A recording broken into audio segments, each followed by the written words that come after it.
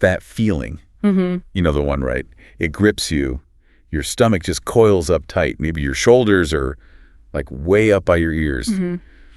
And there's this buzzing, restless energy under your skin. Mm. Makes it hard to sit still. Yeah, that state of suspension. It's unmistakable. Exactly. When you're waiting, Mm-hmm. waiting for a text back from someone important, or maybe waiting for medical results that could just change everything. Instantly, yeah. Or a job offer after you poured everything into the interview. Or even just the outcome of a really difficult conversation you just had. You're just hanging there. In all those moments, and I mean, there are so many others like them, you're basically in limbo, waiting. And the outcome feels completely, utterly out of your hands. It's such a common feeling, isn't it? Yeah. And deeply uncomfortable. Profoundly human, I think. And universally uncomfortable, like you said. This deep unease. It seems to pop up exactly when we want peace and certainty the most. Right. But that's when we feel like we have the least control over what's next. Precisely. And our sort of default instinct kicks in, doesn't it? We tend to worry obsessively, or we try frantically to figure out ways to control the future, which, well, we usually can't. Or we just want to escape. Mm-hmm. Just get away from the discomfort of not knowing, of being stuck in that uncertainty. Absolutely. That escape hatch looks pretty appealing sometimes. Yeah. That sense of calm we crave, that feeling grounded, it just seems to evaporate in those moments, doesn't it? It really does. So, okay, our mission with this deep dive is to really lean into this feeling the stress of waiting. We want to understand, why it feels so intense, so overwhelming sometimes, and then explore what insights we can pull from different places. We've got material looking at psychological approaches like acceptance and commitment therapy, ACT. Right, ACP comes up a lot. And research on stress and how we perceive control, and even some really personal reflections on finding peace when you just can't dictate the outcome. Yeah. It's a really rich mix of sources we have to work with here. It really is. And I think as we start digging in, a key insight that starts to, surface, and one we'll probably keep coming back to, is that finding peace when you're waiting isn't really about making the uncertainty magically disappear. It's not about suddenly getting the answer or forcing things. Right, because often you just can't. Exactly. It's much more about fundamentally transforming your relationship with that uncertainty itself. It's about finding, maybe in surprising ways, where your true control actually lies.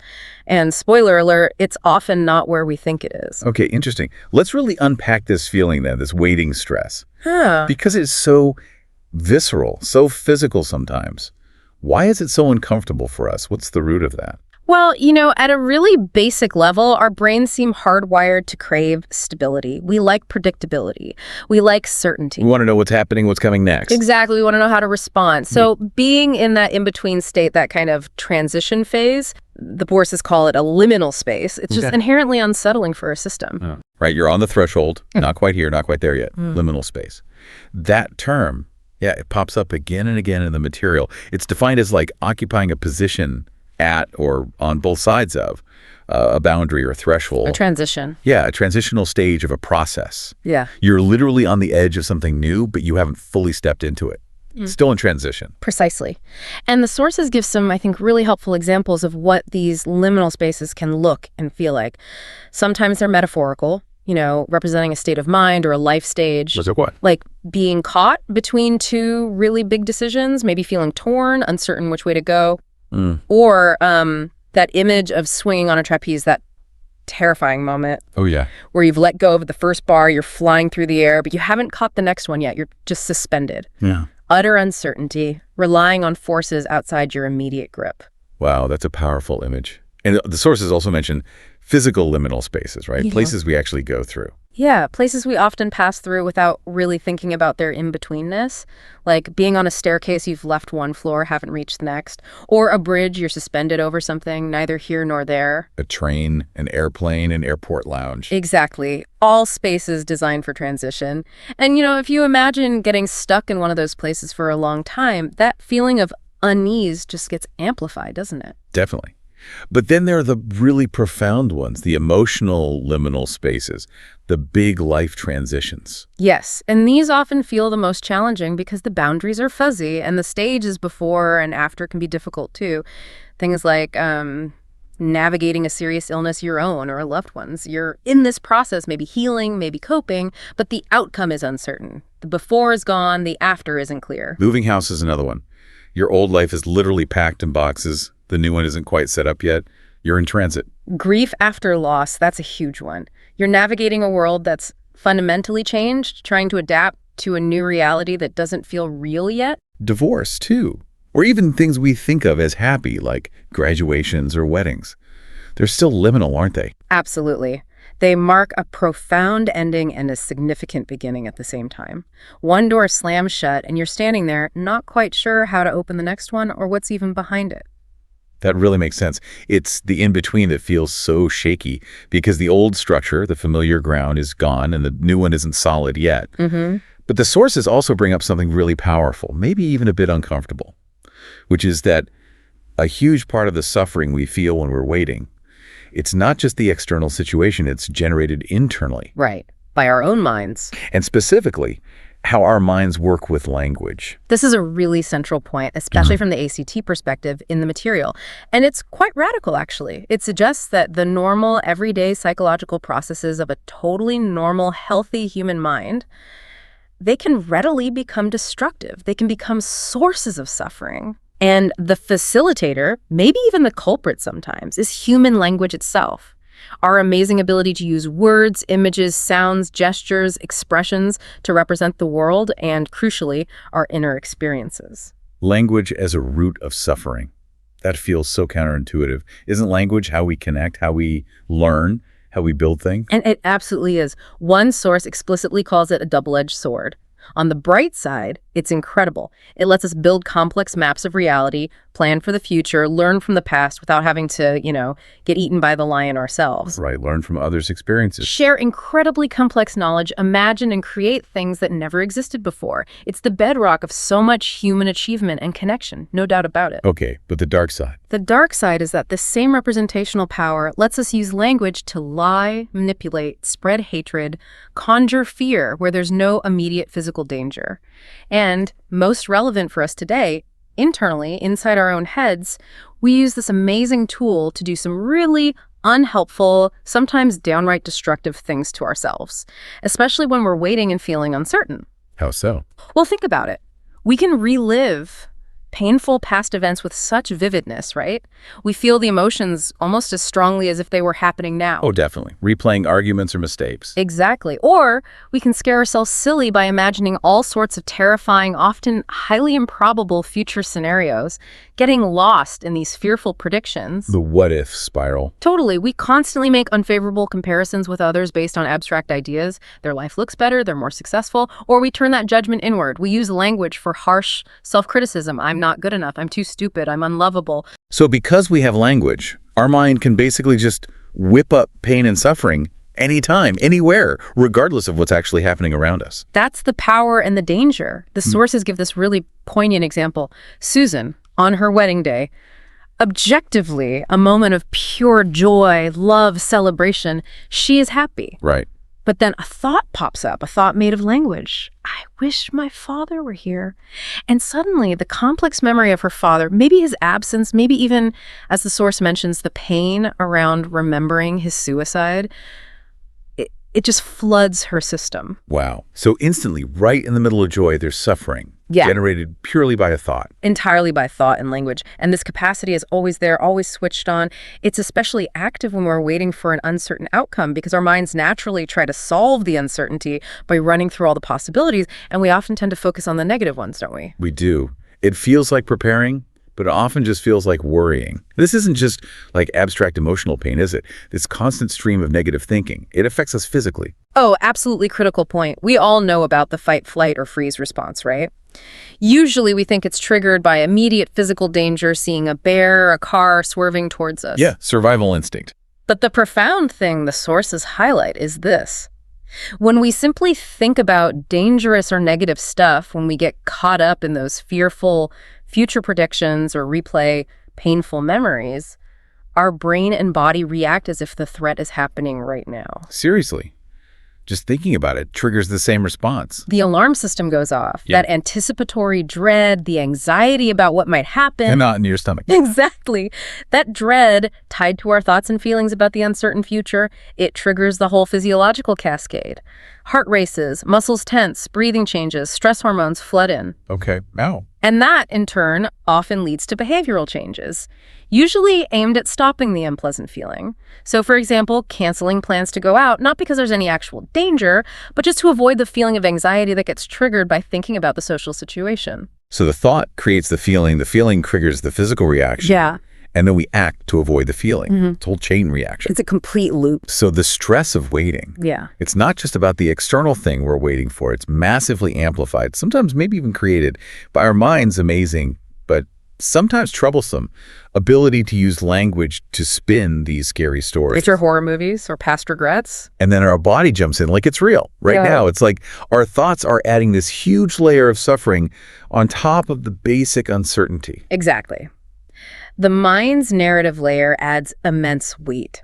And given how incredibly uncomfortable that internal experience is, the anxious thoughts, the physical tension, our default setting, which is totally understandable, but often really unhelpful, is to try and make those painful feelings and thoughts just go away, which leads us right into the most common, instinctive, but ultimately, counterproductive responses we use when we're stuck waiting. Which the sources nail down as control and avoidance. Specifically, this key ACC concept called experiential avoidance, which sounds fancy, but it just means the deliberate attempt to escape from, get rid of, or avoid contact with unwanted private experiences. Private experiences meaning? Thoughts, feelings, memories, bodily sensations, urges, basically anything happening inside your skin that feels uncomfortable or painful.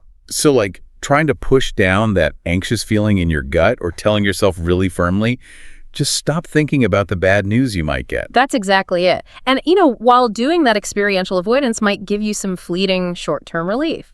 Maybe the anxiety dips for a second when you distract yourself hard enough or cancel that thing you were dreading. Yeah, that brief feeling. Right. But the sources really emphasize the long-term cost. It's significant, often damaging. Your life starts to get smaller. How does it get smaller? Well, the classic example is social phobia. Someone feels intense anxiety in social situations, right? So they start avoiding parties, meetings, gatherings to avoid that feeling. Initially, avoiding brings relief, so the behavior gets reinforced. Makes sense. But over time, what happens? Their world constricts. They miss out on chances for connection, for fun, for professional growth, maybe. Their life becomes increasingly limited, all driven by the effort not to feel anxious. Wow. Okay. And the sources link this pattern to depression too, right? Absolutely. It can become a vicious cycle. People experiencing depression often engage in a lot of experiential avoidance. They might be trying desperately to escape feelings like sadness, fatigue, guilt, or that heavy feeling of worthlessness. So they might do what? Stay in bed? Yeah, stay in bed, withdraw from friends, stop doing activities they used to enjoy, maybe watch endless TV.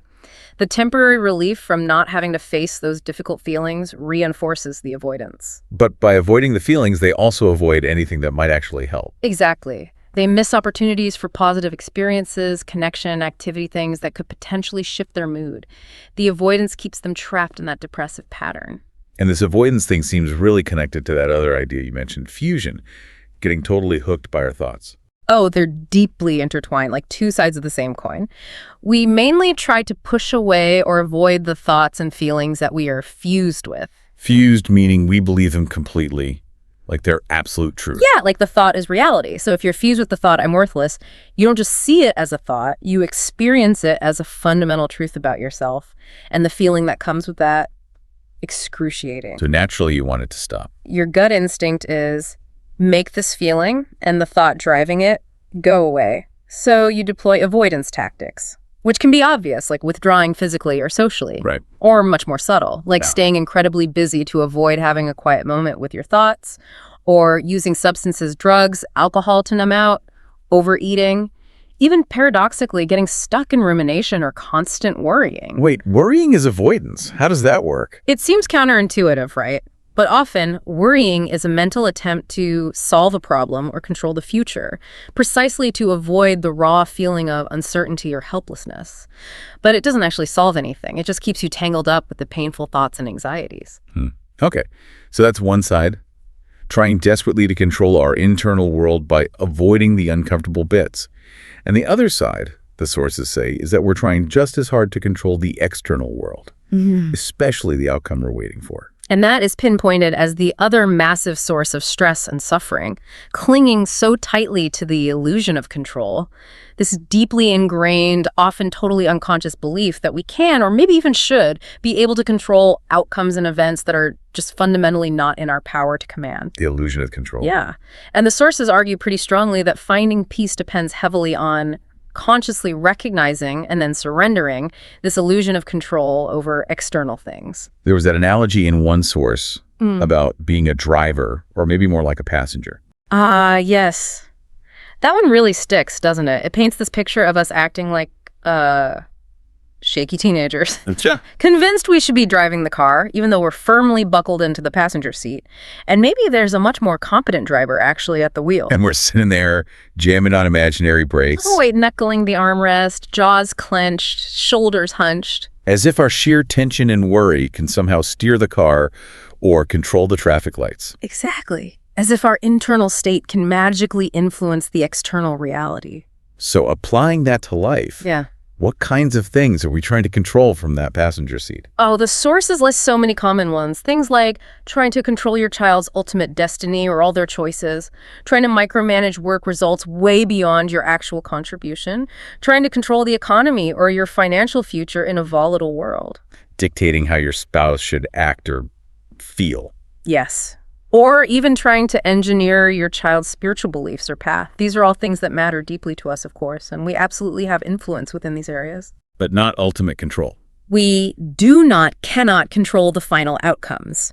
Yet, we pour massive amounts of mental and emotional energy into trying to do just that. That really connects for me with that joke the comedian Brad Stein mentioned in one source. Yeah. About the God is my co-pilot bumper sticker. Right. His point was, if God is just your co-pilot, you must think you're the really good driver, the one in charge, just needing a bit of divine navigation backup. Yes. But the source flips it, suggesting that maybe for many of these big life outcomes we worry about, we are the shaky teenagers, maybe even toddlers, who've forgotten which side of the road to drive on. Trying to grab the wheel. When maybe the journey is actually being navigated by something or someone far more capable, whether you call that God or the universe or just the complex, uncontrollable flow of life itself. And as long as we're fused with the idea that we must be in control, and as long as we cling to that illusion that we can dictate external outcomes, or even fully control our own stream of thoughts and feelings, peace is probably going to stay pretty elusive. Worrying itself is just part of that illusion, isn't it? Yeah. Like a desperate, usually futile attempt to control the future just by thinking really hard about it. It feels like doing something productive, maybe, but it rarely is. It just keeps us stuck in the stress. Okay. So the picture's getting clearer. The intense stress of waiting comes from, well, the uncertainty itself, but it's massively amplified by our mind's negative storytelling and our instinctive but ultimately unhelpful attempts to control the uncontrollable or avoid feeling bad. And those default strategies, control and avoidance, they might give temporary relief, but in the long run, they trap us, they shrink our lives, they keep the suffering going. So if trying to control everything and avoid discomfort doesn't work, what does help? How do we find some peace while we're waiting? How do we navigate that shaky liminal space without being totally consumed by dread? Right. And this brings us to the real heart of the insights in the sources. True, sustainable peace isn't found by somehow managing to control the outcome or eliminate the difficult thoughts and feelings that pop up during waiting. It's found by fundamentally transforming your relationship with them. This is such a powerful theme, and we see it running through different approaches, like ACT that we mentioned, and also ancient philosophies like Stoicism. Let's dig into the ACT perspective first, then. Yeah. Psychological flexibility, you mentioned that phrase. What does it actually mean when we're talking about waiting? Right, psychological flexibility.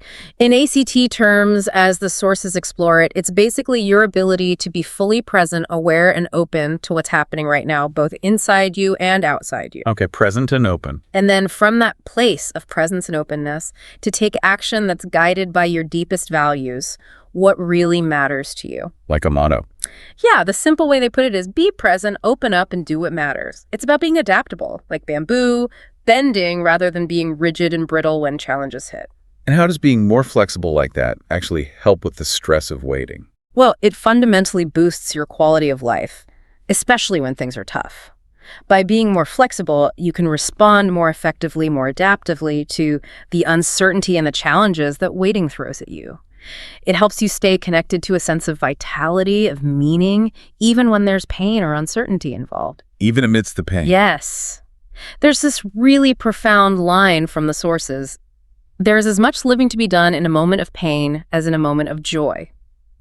Psychological flexibility helps you embrace that whole spectrum instead of just desperately chasing the joy moments and trying to run from the pain ones. Okay, so be present is the first part, contacting the present moment. Exactly. This means being psychologically here, now. Consciously engaging with your actual experience in this moment rather than being constantly lost in thoughts about the past or tangled up in fears about the future or just running on autopilot, Yeah, just going through the motions. It's about learning to flexibly shift your attention, sometimes focusing on the world outside you, what you actually see, hear, touch, sometimes noticing the world inside you, your thoughts, feelings, sensations, but doing it with curiosity without immediately getting hooked or judging it.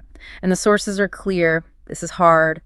Our minds drift constantly. It takes practice. Okay.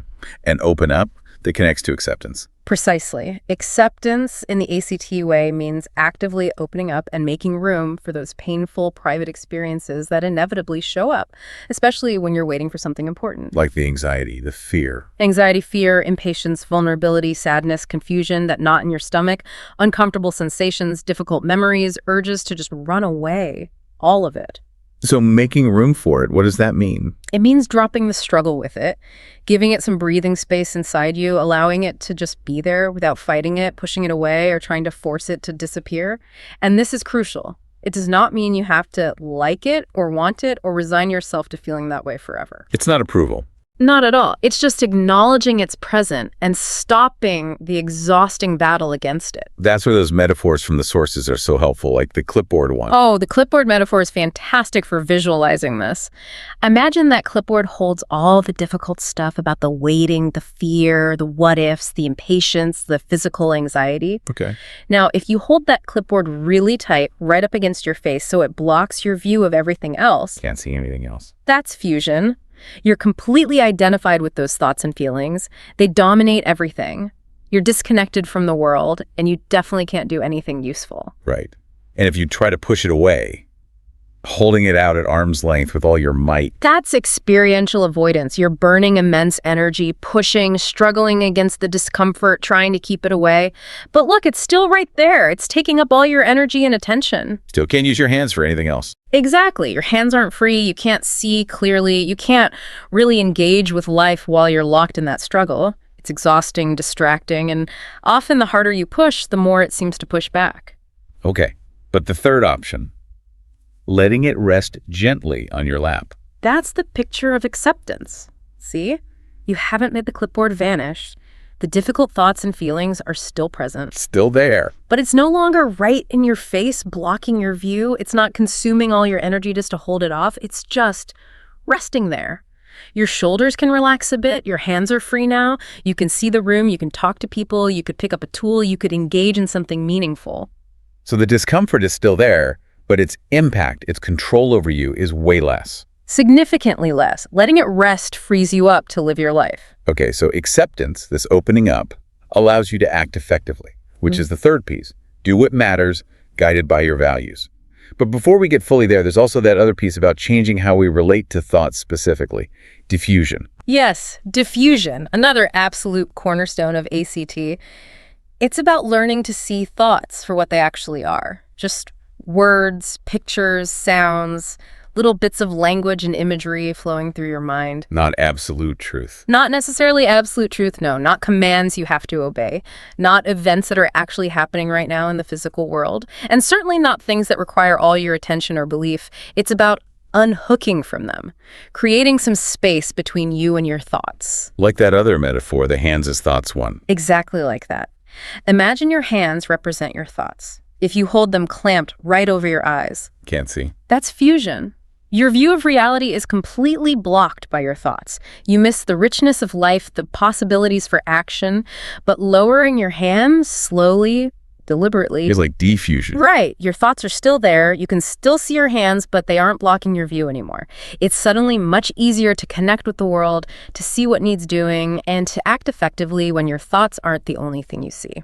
And instead of getting stuck debating, is this anxious thought true? Chase ACT suggests asking a different question, right?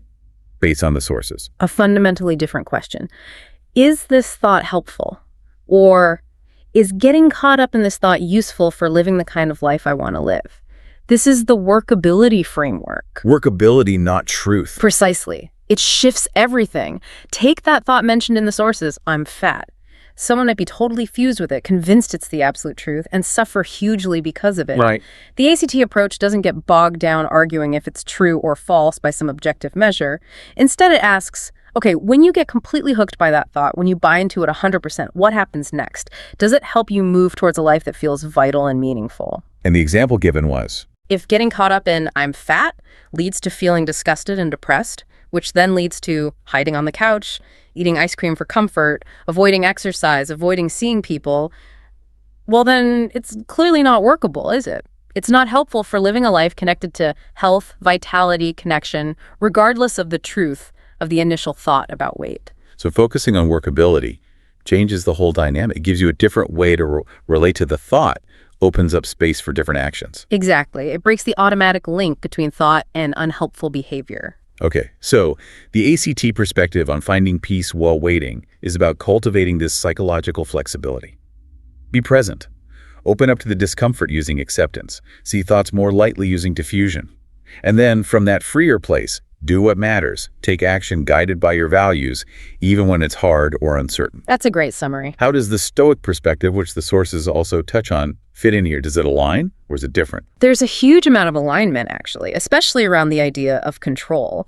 The Stoic perspective, drawing from thinkers like Epictetus, really hammers home this idea.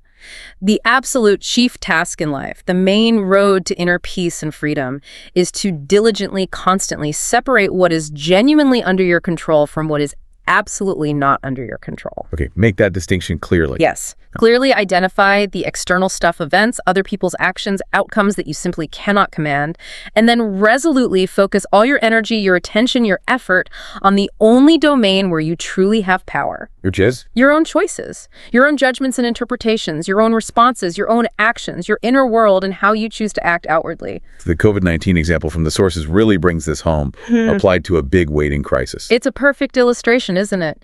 Facing a global pandemic, you, as one person, cannot control the virus itself. You can't control its spread globally, its severity, what governments decide, or how every single other person behaves. Those are externals, not in your control. Right. Feels overwhelming. But the Stoic approach immediately asks, okay, given that, what can you control? And the answer is quite a lot, actually, about your response. You control your choices about hygiene, washing your hands. You control whether you practice social distancing. You control if you stay home when advised. You control your attitude panic or calm resolve. You control how you treat others who might be struggling. And the peace, the sense of well-being, comes from focusing relentlessly on that sphere. The things you can do, often just small, concrete steps. Exactly that. Stoicism isn't passive resignation. It's a very active practice of self-mastery and virtuous action within difficult circumstances. It's about embodying virtues like courage, facing the difficulty squarely, even if you can't guarantee the outcome. Self-discipline, managing your own impulses and reactions. Justice, acting fairly towards others. And wisdom, seeing reality clearly, especially making that crucial distinction about control. So when you're waiting, you can't control what will happen, the outcome. Yeah. But you can control how you wait. How you wait, your attitude during the wait, what preparations you make, how you behave towards yourself and others during that uncertain time. That's where your power truly resides. This link between what you can control, especially your response or how you perceive things, ties in really interestingly with some of the research on stress and persistence that the sources mentioned. It adds another practical layer. It really does. That research showed something fascinating. Acute stress, the kind we feel intensely when waiting for a big, uncertain outcome, well, it tends to impair our ability to persist when we hit setbacks. So when you're stressed and something goes wrong, you're more likely to just give up. Yes. If you see that setback as uncontrollable, for example, you're waiting for results on a huge project, you're super stressed, and then you hit a snag. If you think, oh, this is just bad luck, or this is because so-and-so is impossible to work with, something you feel you can't change, the stress, makes you much less likely to push through that snag. Okay.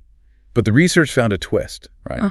About perceived control over the setback itself. This was the key insight from that line of research. Perceiving even some degree of control over the setback, not the final outcome, but the immediate obstacle, can significantly protect you against stress messing with your persistence. How does that work? So if you hit that same snag while waiting and stressed, but you frame it differently, maybe you see it as, okay, this happened because I made a mistake, but I can correct it, or there's a misunderstanding here, I can clarify it, or it's a technical glitch, I can figure out how to fix it. Something you have influence over, even if it's just learning from it. Exactly. If you perceive it as controllable in some way, you are much more likely to persist, to keep trying, even though you're still stressed about the overall outcome. Wow. So it's not just about letting go of control over the final result, but also about actively looking for controllable elements in the challenges that pop up while you're waiting. Yeah. How you frame those bumps in the road. Precisely. And it's important because stress can also lower our general belief in our own ability to persist through research. Using grit scales showed scores dropping under stress. But focusing on controllable aspects of setbacks helps maintain that vital stick-to-itiveness. It reinforces the idea that while the ultimate result might be out of your hands, how you navigate the journey, how you learn, adapt, and push through difficulties is something you have agency over. You control your response to the setback itself. Okay, this is building into a really coherent picture. The intense stress of waiting. It comes from uncertainty, sure, but it gets dialed way up by our mind's negative stories and our deep-seated, often unhelpful drives to control things or avoid feeling bad. Defaults that often backfire. Right. But the path to finding peace isn't about making the uncertainty go away. It's a fundamental shift, often counterintuitive. It's about embracing the discomfort with acceptance, getting some distance from the scary thoughts with diffusion, anchoring in the present, and then channeling your energy into what you can actually control. Your responses, your values-driven actions, how you perceive and learn from the challenges along the way. That sums it up really well. Peace comes not from stopping the storm, but learning how to handle the ship differently while you're in it.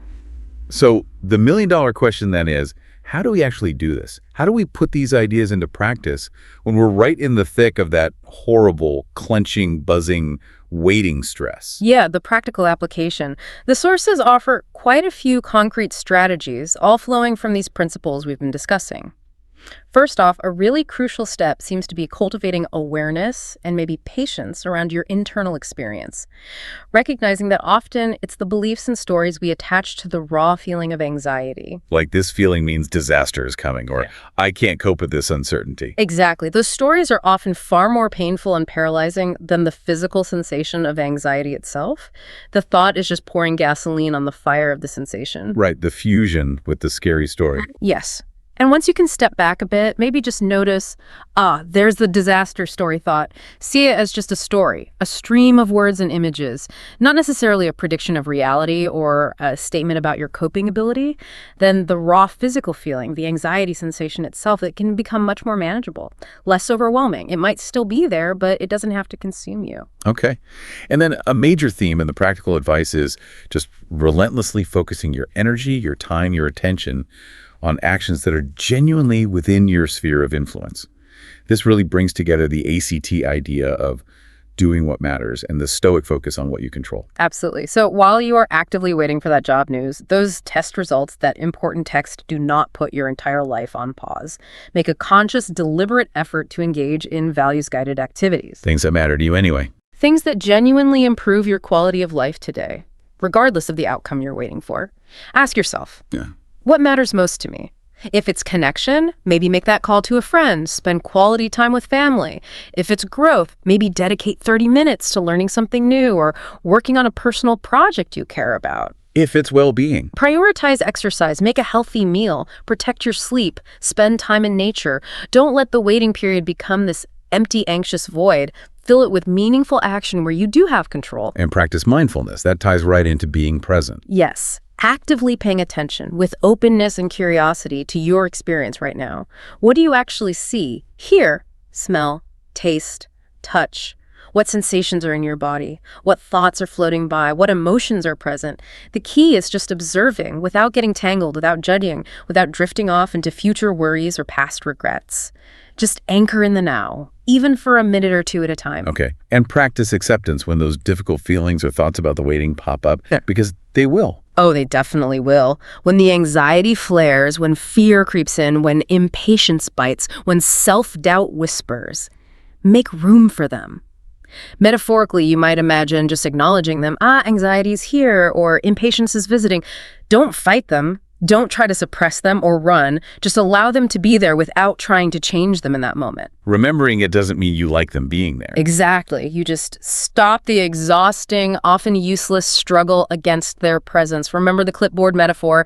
Let it rest on your lap. It's still there, but you're free to move. And actively practice diffusion, like noticing the specific thoughts spinning around about the waiting. Yes. Notice them. This is definitely going to be terrible. They must think I'm an idiot. I won't be able to handle bad news. Yeah. See these not as facts delivered from on high, but just as thoughts, mental events, words, and pictures. Maybe even label them. That can be really helpful. There's my catastrophizing thought again. Or, okay, that's the mind-reading story. And then ask that crucial question. Is getting hooked by this specific thought right now helpful for me? Does believing this 100% help me act in line with my values? Usually the answer is a clear no. Right. And another practical step, explicitly identify what you can control in this situation. Maybe even write it down. Yeah, grabbing a pen and paper can be really clarifying. Okay, waiting for medical results. What can I control? The diagnosis, the timing, what can I control? Attending appointments, asking my doctor questions, following medical advice, taking care of my health while I wait, reaching out to my support system. Or waiting for that job offer. Can't control who they choose. Can't control if I keep applying elsewhere, if I network, if I prepare for what happens if I get it, or what I'll do if I don't. Exactly. Make that list. Acknowledge what's not in your control, maybe consciously let it go, and then pour your energy into the things that are. And related to that, consciously practice surrendering the need for control over the outcome itself. This sounds like the hardest part. It often is, because it cuts right against that deep instinct. It takes a deliberate, conscious acknowledgement, I am not actually in charge of this specific outcome. It can be framed as a practice in trust. Maybe trusting the process, whatever it is. Maybe trusting your own resilience. Trusting that you can cope whatever happens. Or as one source suggested, for some people, it might involve trusting in a higher power. Letting go of being the shaky driver. Yes, acknowledging that maybe you're not the one ultimately steering this particular ship. Whatever frame works for you, it's about releasing that white-knuckled grip on trying to dictate the uncontrollable future. And finally, just stay busy and engaged in life generally. Don't let the waiting shrink your world. Please don't. Remember how experiential avoidance leads to isolation and restriction? Counteract that actively. Deliberately engage in your hobbies. Do the dishes. Go for a walk. Call a friend. Do your work. The mundane stuff, the meaningful stuff. It keeps you grounded in the reality of your life right now, not just lost in the anxious waiting bubble. It provides a different, more constructive focus. And what about specific triggers, like that intense anxiety waiting for a text back? That's so common these days. The advice there is really practical and honestly necessary sometimes. Set boundaries with your phone. Put it down for a while. Turn off notifications for that specific person or app if you need to. Decide on specific times you'll check it, instead of being constantly on edge, checking every 30 seconds. Yeah, maybe remind yourself. Remind yourself that other people have their own lives, their own stuff going on, their own response times. A delay in texting back is almost never a personal judgment on you, even when your anxious mind screams that it is. These aren't passive things, are they? They all require active effort. They are definitely active practices. They take conscious effort, intention, and repetition, especially when you're feeling stressed and pulled towards the old habits of worry and avoidance. But they work by fundamentally shifting your focus and energy away from trying to wrestle with uncontrollable outcomes or suppress uncomfortable feelings, and towards empowering yourself right where you do have agency, in your inner responses and your outward actions guided by what truly matters. Okay, let's try and bring all this back home, make it really personal for you, the listener, right now. As we've been talking through this, maybe a specific situation where you're waiting for something uncertain in your own life has come to mind. Just take a moment, maybe gently bring that situation into your awareness, and without judging yourself, just notice. Can you see your mind getting caught up in stories, maybe replaying past events that led up to this wait? or spinning out those fearful predictions about what might happen next? Can you spot that process of fusion happening where the thoughts feel totally real? And as you think about this waiting, are you noticing yourself trying to push away the difficult feelings that come with it? The anxiety, maybe impatience, maybe fear. Are you distracting yourself a lot, maybe pulling back from people, or doing other things specifically to avoid or numb that discomfort? And if you are, just gently ask yourself, how is that actually working for you in the bigger picture? Is your world getting any smaller because of this avoidance? Is it costing you anything? Yeah, think about the situation again. Where might you be holding on most tightly to that illusion of control? What specific part of this outcome are you trying hardest to force or predict or manage, even though deep down you know you have very little or maybe no real power over it? Can you name that specific thing you're trying to control? And thinking about everything we've explored today, being present, acceptance, diffusion, focusing on what you can control, persistence through setbacks, connecting with your values, what's just one small step you could commit to taking this week? Just one tiny thing, maybe one small step towards accepting the discomfort, or one moment where you practice diffusing from a particularly sticky, unhelpful thought. Or maybe just setting aside 1 minute each day to consciously connect with your breath, right here, right now. Just one small step. And finally, step back from the waiting for a second. Regardless of how this particular situation resolves, what values are truly important to you? Deep down, what kind of person do you want to be? How do you want to show up in your life, no matter the outcome? And thinking about those core values, what's one small action, maybe even a tiny action that you could take today? Right now, in the middle of this uncertainty, that would align with one of those values. Maybe it's reaching out to connect with someone you care about, spending 5 minutes on a hobby that brings you meaning, taking 3 deep breaths just to care for yourself.